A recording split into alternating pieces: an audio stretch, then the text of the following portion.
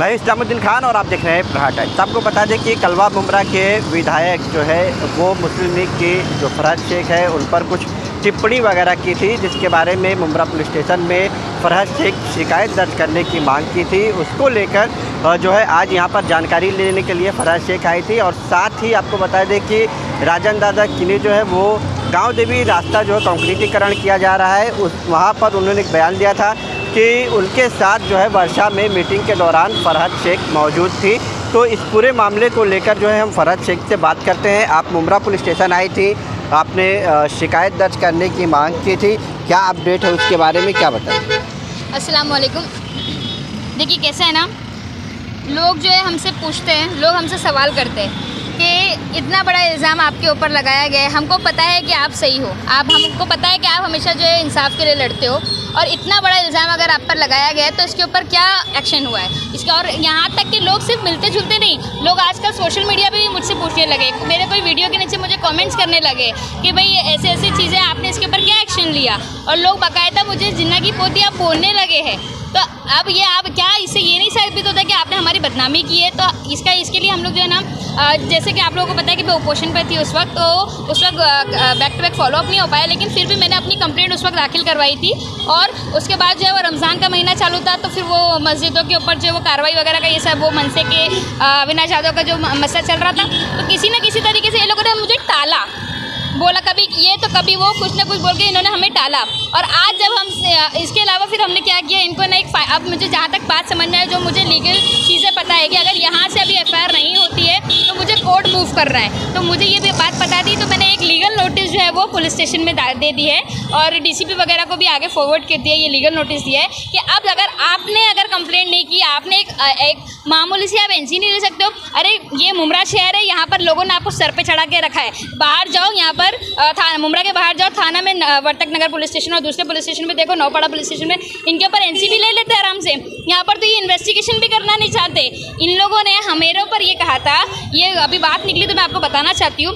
इन्होंने जब मैंने कंप्लेंट की कि मेरे ऊपर इस तरीके के आरोप लगाए गए, मुझे इस तरीके की चीज़ें बोली गई, तो ये लोग क्या करते हैं, ये लोग आधी रात में आके मुझे चेक करते हैं कि क्या मैं वहाँ पर मौजूद हूँ या नहीं हूँ। यानी इनके बयान पे ये मुझे चेक करने आ रहे हैं कि मैं वहाँ पर रात में मौजूद हूँ या नहीं मौजूद हूँ।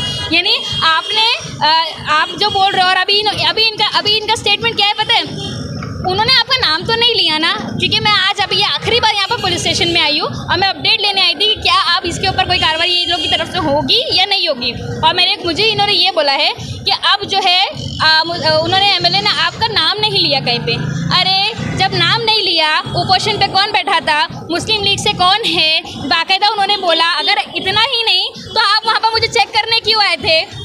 चेक करने तो आप ही लोग आए थे ना वहाँ पर आधी रात में, तो आप कैसे बोल सकते हो कि भाई ये आपके बारे में उन्होंने नहीं बोला है। अरे चीज़ें इतनी क्लियरली दिखाई दे रही है। मुमरा है जहाँ पर आप लोगों ने ना पुलिस स्टेशन क्या बोलो, और हर जगह को ना आपने अपने कंट्रोल में रखा है। यहाँ के बाहर तो आपको कोई पूछता भी नहीं है, कोई आया आपके ऊपर जो है वो एनसी भी हो जाता है। पुलिस स्टेशन से कहा गया आपको कि उन्होंने नाम नहीं लिया, एग्जैक्टली उन्होंने क्या बयान दिया था उसके बारे में बताएंगे?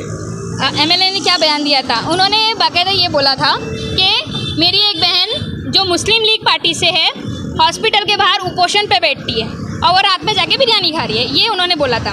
ठीक है, अब इस बयान पर आपकी पुलिस अधिकारी ने उसी रात में आकर मुझे वहाँ पर आके चेक क्यों किया? तो इससे ये साबित होता है ना, जब आप बोल रहे हो कि मैंने अगर किया तो वो लोग ने मुझे आके चेक किया, और अभी आपको क्या बोलते हैं कि आपका नाम थोड़ी लिया। अगर मेरा नाम नहीं लिया तो आपने आके चेक क्यों किया फिर उस दिन मुझे? तो ये आप सिर्फ ना घुमा रहे हो, या तो ये हो सकता है कि आपको वहाँ पर से हो सकता है कि कुछ लेन देन हुआ होगा। मुस्लिम लीग की तो बैठा कौन था वहाँ पर? अगर मुस्लिम लीग कहा गया तो वहाँ पर बैठा मुस्लिम लीग की पूरा मुमरा जानता है कि हॉस्पिटल के मैटर पे मुस्लिम लीग की फरहत शेख बैठी थी, जो कि मैं बैठी थी। हर किसी को पता था कि मैं बैठी हुई हूँ वहाँ पर, और इतना क्लियरली बताने के बावजूद भी उनका स्टेटमेंट ये है। तो हम फाइनली जो है आखिरी बार ये पूछने आए थे, तो अभी मुझे ये समझ में आई इस बात से कि भाई यहाँ के जो सीनियर है, हो सकता है कि भाई इनकी कोई लेन देन की बात हुई होगी, या इनका कोई प्रमोशन की बात हुई होगी, जिसकी वजह से ये मेरा टाल रहा है ये केस, या किसी भी तरीके का इनका कुछ भी जो है प्लान होगा। अब वो मुझे नहीं पता, लेकिन अब जो है वो हम लोग जो है इसके ऊपर डिपेंड नहीं रहने वाले। इंशाल्लाह अभी हम लोग जो है वो कोर्ट मूव करेंगे, और हमारे वकील साहब एडवोकेट आमिर शेख इंशाल्लाह ये जो है ना, अब हम लोग जुडिशियल मजिस्ट्रेट से जाके इसके ऊपर जो है वो अभी एफआईआर करवाने वाले हैं। आपका दूसरा मामला था, राजन दादा ने कुछ बयान दिया है कि आप लोग वर्षा पर जो है मीटिंग में मौजूद थे, उस पर भी आपने एतराज़ जताया। क्या फ़ोन किया था आपने भी बताया, क्या मामला है? देखिए कैसा है, मतलब मुझे तो हंसी आ गई उनकी ये स्टेटमेंट सुन के, और मुझे देख के ये हुआ कि भाई मतलब आप किसी को भी मत जोड़ लो कहीं पे भी, ठीक है। अगर मैं वहाँ पर मौजूद थी, लेकिन मैं आपके साथ कहीं पे नहीं बैठी थी। मैं अपना पर्सनली हॉस्पिटल के मैटर पर वहाँ पर सीएम साहब की अपॉइंटमेंट लेने के लिए गई थी, और वहाँ पर मैं ये नज़ारा देखती हूँ कि जैसे ही मैं अंदर आ रही हूँ, वहाँ पर से जिन लोगों के उन्होंने नाम गिनाए और जिन अन्य पार्टियों का उन्होंने कहा, जैसे राजू अंसारी हो गए, शाह आलम हो गए, जफ़र नुमानी हो गए, ये सारे लोग, और वो एक और मेरे ख्याल से FM इलियास करके एक है, वो भी शायद एनसीपी के ही थे, अब है या नहीं मुझे नहीं मालूम, लेकिन मुझे लास्ट याद है वो एनसीपी के। तो ये सारे लोग और उनके साथ और भी कुछ लोग थे, हंसी मजाक करते, हंसी ठहाके लगाकर, एक दूसरे को तालियां बजाकर इस तरीके से कमरे से बाहर निकल रहे थे, और उन लोगों ने वहाँ बात की, उससे ये लग रहा था कि इनको कितनी बड़ी सफलता मिल गई है। तो आपका ग्रुप गया, आपके लोग गए, उसमें आप प्लीज़ मुझे मत शामिल कीजिए। मैं ये सफाई दे रही हूँ मैं आपको इस बात की, क्योंकि मैं वहाँ पर गई थी अपॉइंटमेंट लेने के लिए, और आप बोल रहे हो कि फ़रज शेख भी वहाँ पर मौजूद थी, हमने श्रीकांत शिंदे जी से ये बात किया, वो बात किया। हमारी और आपकी इस तरीके की कोई बात नहीं हुई है। और ये जो राजन दादा ने जो बोला ना, उनकी मेरे साथ ना, हम दोनों ने खड़े रह के श्रीकांत सर से बात किया। तो इस तरीके का कोई भी स्टेटमेंट देने से पहले सोचिए। अगर मैं गई थी, आप ये बोलकर ना आप मुझे कहीं ना कहीं शामिल कर रहे हो आपके मामलात में, तो प्लीज़ मैं आपसे रिक्वेस्ट कर रही हूँ कि ये सारी चीज़ों में मुझे मत शामिल कीजिए। ये आप लोग का मामला है, आप लोग देखिए, मुझे मत मानिए। मैं अपने काम के लिए वहाँ पर गई थी और कुछ नहीं।